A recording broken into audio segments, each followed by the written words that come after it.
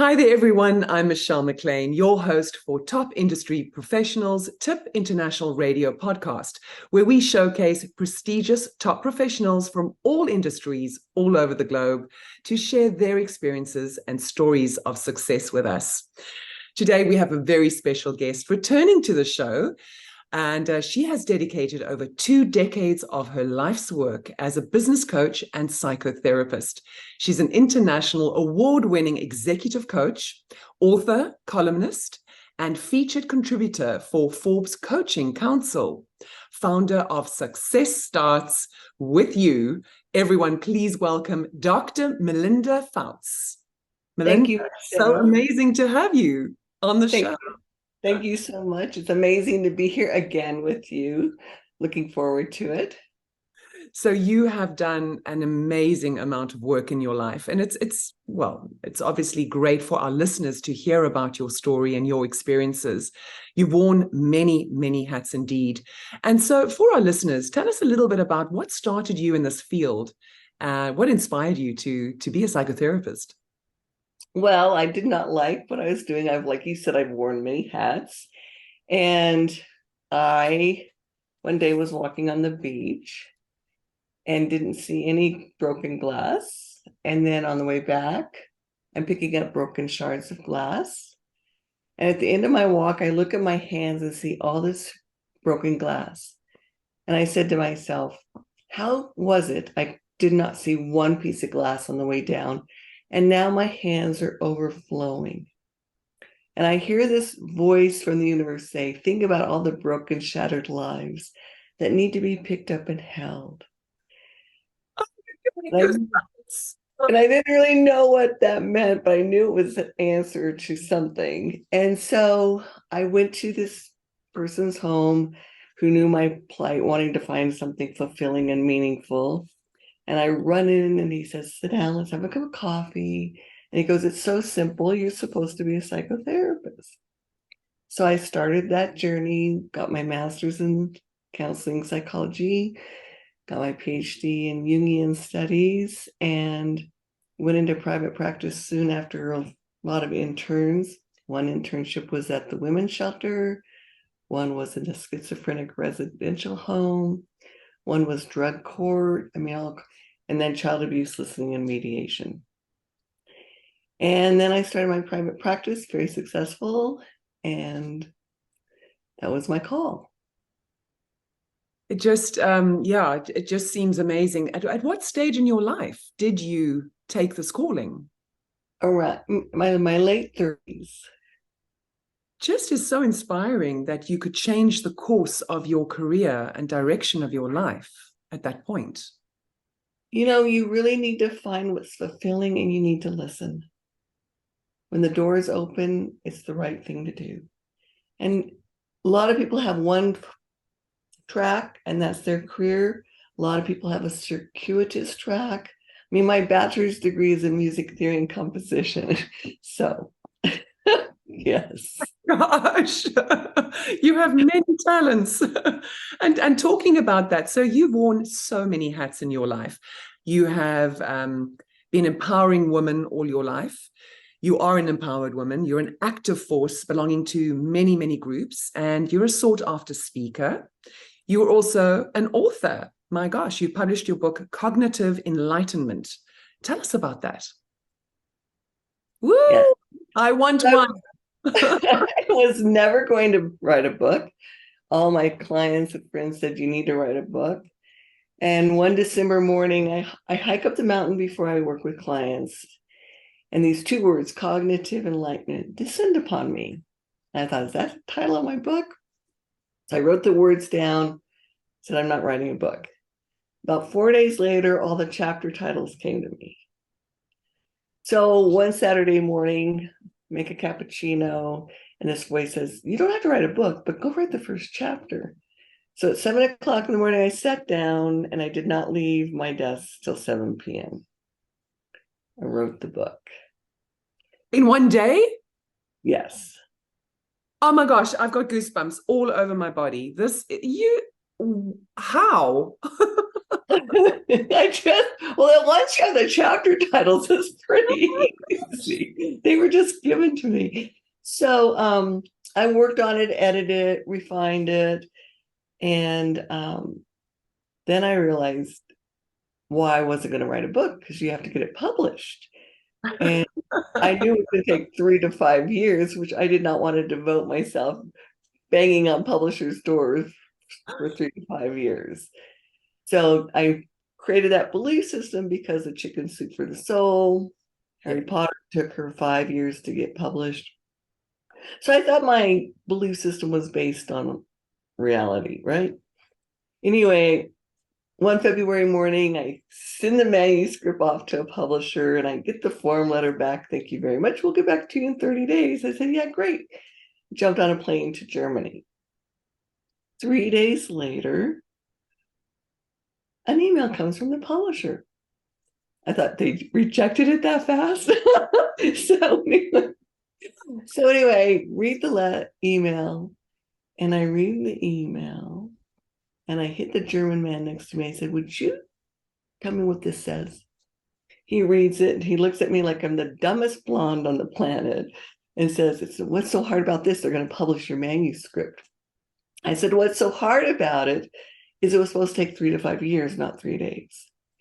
In the book, Michelle, I write about how our belief systems shape our lens of perception of the world, which will then impact our decisions. So I had a belief system, it was going to take 3 to 5 years, which shaped my perception that I couldn't read black and white and really take it in.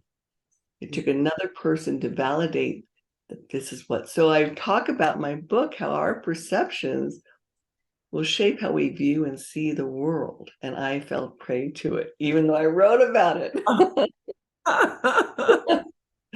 So you're living your truth, your truth in essence. So when you say cognitive enlightenment, what does that actually mean? I define what cognitive is, which we all know, behavioral. And then enlightenment, a lot of people have a misunderstanding because they think, oh, you attain enlightenment and you hang out there. What you really do is have these moments, like these aha moments, like these moments where you just feel your whole body energetically arrived at some awareness and insight. So you have all these many times when you can attain enlightenment. Choose to continually be aware and learn to know yourself. So those moments where you go, oh gosh, I fell prey to a belief system which shaped my lens of perception, I got to grow. When I started this career, I had a mission statement, which very few therapists have. And that is, if I can help one person have more inner peace, we're one step closer to world peace. Mm-hmm. When you're suffering, even if you don't mean to, others suffer around you. And so that's why I believe it starts with us first. And my whole goal is to alleviate suffering, which is a form of enlightenment. That is so profound and so true. And I guess you see in our world today a lot of desperation, a lot of disappointment in people's lives, whether it's due to the environment around them, the society around them, or personal achievements. But would you say that our youth is probably struggling more with maybe hopelessness than we did in generations before? Yes. I mean, I know it's political, but I believe in global warming. Look at where we are. That is going to create a lot of hopelessness. The next generation, we're leaving them a disaster, mm-hmm. right? Mm-hmm. And we're not taking care of the earth. And this hopelessness, suicidal people is depression. And when you lose hope, you're going to have a tendency to be suicidal. Mm. And we've seen an increase in teen suicide. And it's a terrible thing. And the other thing that creates a hopelessness is social media, because everybody pretty much posts how great they are, how great their lives are. Mm-hmm. And you're sitting there going, all these people have these wonderful lives, and I'm miserable. Yeah, it's that whole comparison thing, isn't it? Yeah. And it's fake comparison. Mhm. Yes. And so, I know someone on Facebook, but I know them personally. And what they post on Facebook, you would think they have the ideal, most glorious life in the world. Mm. Personally, it's not true. And that's the thing that's creating hopelessness in our young people as well. Well, we're grateful that you're around to be able to contribute to, saving so many lives on so many levels. And I just want to share with the listeners, throughout your illustrious career, you've won numerous awards, honors, and been featured in magazines. Actually, you're on the front cover of our TIP magazine this month. Congratulations. Thank you. Have a more beautiful woman, a beautiful soul on there. You'll also be honored at IAOTP's annual awards gala for your selection as IAOTP's top 25 global impact leaders. You have a chapter dedicated to you in the international bestseller Top 50 Fearless Leaders, and you're also on the billboard in Times Square. Congratulations. With all these accolades, Melinda, what would you say is your greatest achievement in life?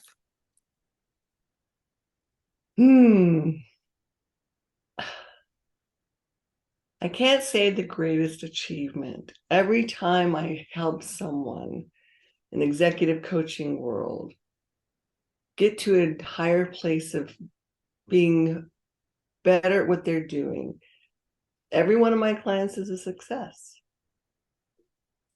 Back in my psychotherapy days before executive coaching, when I prevented someone from suicide, that is a great achievement. In the psychotherapy world, in that career, you should lose someone to suicide every 3 to 5 years. So I guess, Michelle, what I'm going to say is I lost no one in 25 years.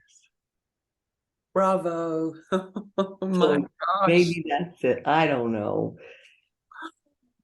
That's amazing. No, I mean, that must be so fulfilling indeed, and so I mean, my next question is, where to from here? When you've achieved so much, you're an author, you've done so much in your life. What would you see yourself doing for the next 5 years? I'm going to keep doing what I'm doing.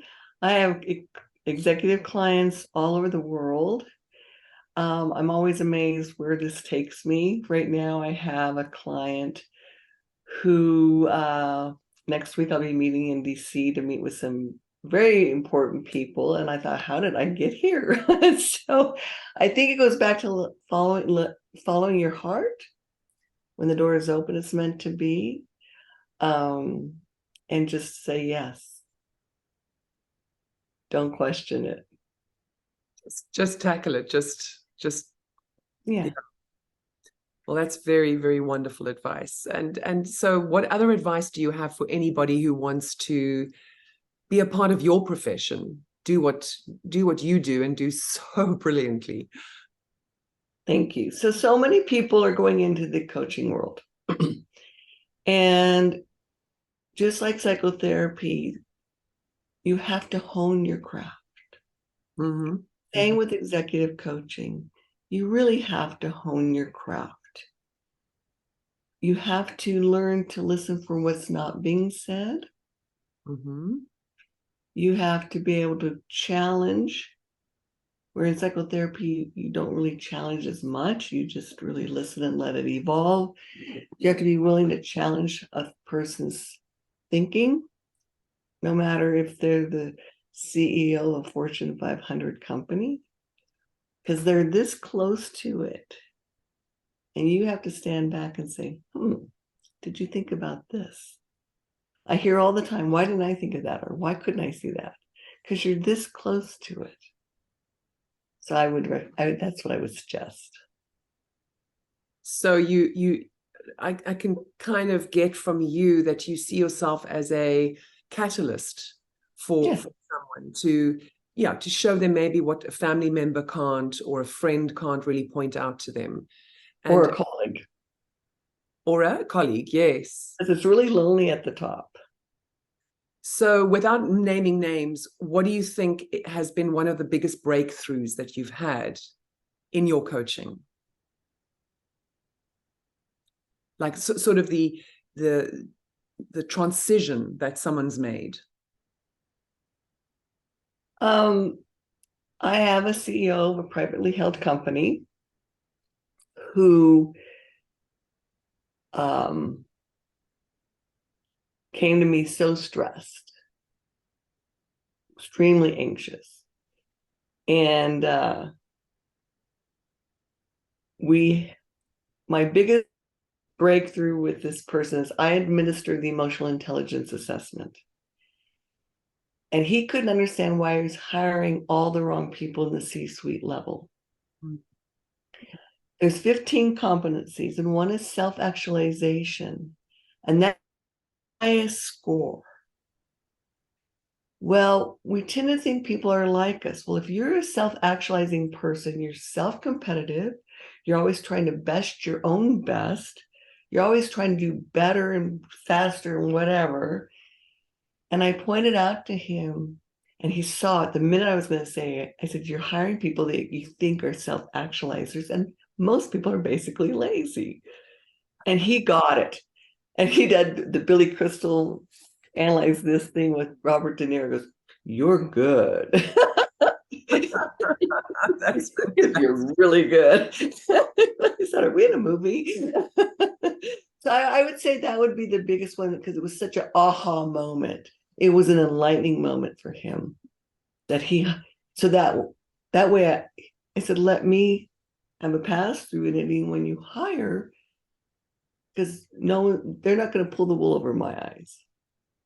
No, exactly.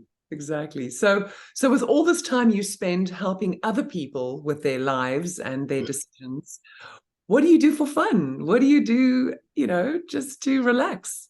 I love to hike, ski in the winter. I like to play with my grandchildren. I think that's the most relaxing thing. And I meditate. And what type of meditation, may I ask? I do like the transcendental TM meditation. It saved my life. I started meditating when I was 14. Wow, that's you can see your demeanor is so gentle and calm, and it's just calming to be in your company. So thanks. I think it's really after getting my butt kicked from my workout from my trainer. You work out and you look amazing for it. So I mean, that is, creating a balance in your life, right? So you've got this great business, this great career, but you do need to balance your life. I'm sure you say that in your coaching all the time. Yes, you have to have a break from it. You come back more refreshed. Meditating, there's a 60-second meditation, 5 long, slow, deep breaths, and you will calm down. Your focus will increase. Why not? How many seconds? 60 seconds. It takes 60 seconds to do 5 long, slow, deep meditation. And you just do that once, just the 5 deep breaths once. Oh, I tell my clients to do that. I meditate longer than that. But I don't have time. I said, you have 60 seconds. Yeah. It's incredible how you can start controlling, especially anxiety. And, as a public speaker, that as well. And I've done that my whole life, is going up onto stage. I mean, there's nothing more frightening than standing in front of a whole bunch of people and hoping that you're that you're able to actually verbalize what you want to say. They even like your message. Yes. But then your breathing is so important for that. So, Melinda, it's been so lovely chatting to you today. How do other listeners get hold of you if they want to reach out to you for your counseling? I would say my email is the best, and that is Melinda at success starts with you.net. Wonderful. That would be the best way. And You obviously can, through IAOTP as well. and yes, Okay. Well, absolutely.